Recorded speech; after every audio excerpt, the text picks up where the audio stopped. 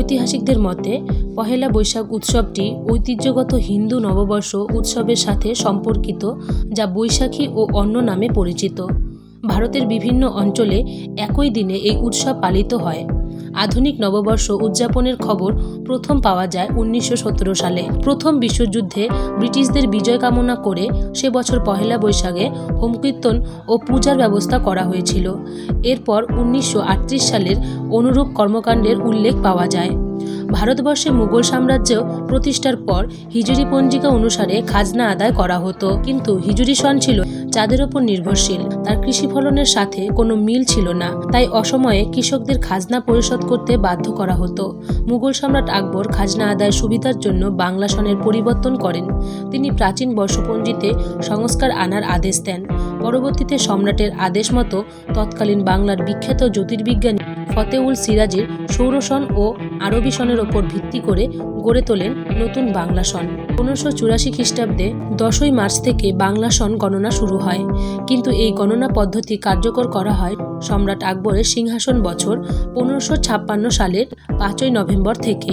সেই সময় 963 চন্দ্র সনকে 963 বাংলা সৌর সনের রূপান্তরের মধ্য দিয়ে বাংলা বর্ষপঞ্জির যাত্রা শুরু হয়। অর্থাৎ বাংলা বছর গণনা 1 থেকে শুরু হয়নি, শুরু হয়েছিল 963 থেকে। আর তাই সেই অনুযায়ী বাংলার বর্ষপঞ্জির বয়স মাত্র 462 বছর। প্রথম দিকে এই সনের নাম ছিল ফসলি সন। পরবর্তীতে এটি বাংলা বর্ষ নামে পরিচিত হয়। ফতেউল সিরাজের বাংলা সন প্রবর্তনের ভিত্তি ছিল হিন্দু সৌর পঞ্জিকা এবং সেই পঞ্জিকার নাম ছিল শকাব্দ বা শকবর্ষ পঞ্জি। এই পঞ্জিকা বাংলা 12 মাস অনেক কাল আগে থেকেই প্রচলিত ছিল। শকবর্ষ পঞ্জিকার প্রথম মাস ছিল চৈত্র মাস। 963 হিজরিতে চন্দ্রসনের প্রথম মাস মহরম ছিল বাংলা বৈশাখ মাসে, তাই সে থেকেই বৈশাখ মাসকে বাংলা বছরের প্রথম মাস হিসেবে ধরা হয়। মুঘল সময় থেকেই পহেলা বৈশাখ বাংলা নববর্ষ উপলক্ষে কিছু অনুষ্ঠান করা হতো। সেই সময় প্রজারা বাংলা চৈত্র মাসের শেষ দিনের মধ্যে সকল খাজনা, মাসুল ও শুল্ক পরিশোধ করতে বাধ্য থাকত এবং পরের দিন পহেলা বৈশাখে জমিদারগণ প্রজাদের কিছু আনন্দ উৎসব পালনের মধ্য দিয়ে মিষ্টিমুখ করাতেন।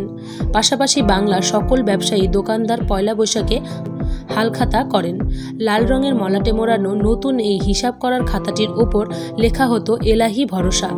এই এলাহি শব্দটির ব্যবহার সম্রাট আকবরের তারিখ ই এলাহি বা দিন ই ইলাহি থেকে এসেছে বলে ধারণা করা হয়।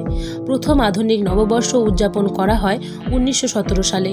প্রথম বিশ্বযুদ্ধে ব্রিটিশদের বিজয় কামনা করে পয়লা বৈশাখে হোমকীর্তন ও পূজার ব্যবস্থা করা হয়। বর্তমানে পয়লা বৈশাখ উদযাপনের জনপ্রিয়তার ধরনটি এসেছে মূলত একটি সাংস্কৃতিক ও রাজনৈতিক দলের আন্দোলনের ফলে। তৎকালীন আইয়ুব সরকারের আমলে পাকিস্তানের রবীন্দ্রসঙ্গীত চর্চা নিষিদ্ধ করা হয়। বাঙালি সংস্কৃত চর্চা বিরোধিতার স্বরূপ ছায়ানট 1965 সালের 14ই এপ্রিল রমনার বটমূলে বিশ্বকবি রবীন্দ্রনাথ ঠাকুরের এসো হে বৈশাখ গানটি দিয়ে সর্বপ্রথম বর্ষবরণের যাত্রা শুরু হয়। ঢাকা বিশ্ববিদ্যালয় চারুকলা ইনস্টিটিউটের উদ্যোগে প্রতি বছর পয়লা বৈশাখ মঙ্গল শোভাযাত্রার আয়োজন করা হয় 1998 সাল থেকে। বাংলাদেশ এবং ভারত ছাড়াও পৃথিবীর আরও নানান দেশে পয়লা বৈশাখ উদযাপিত হয়ে থাকে।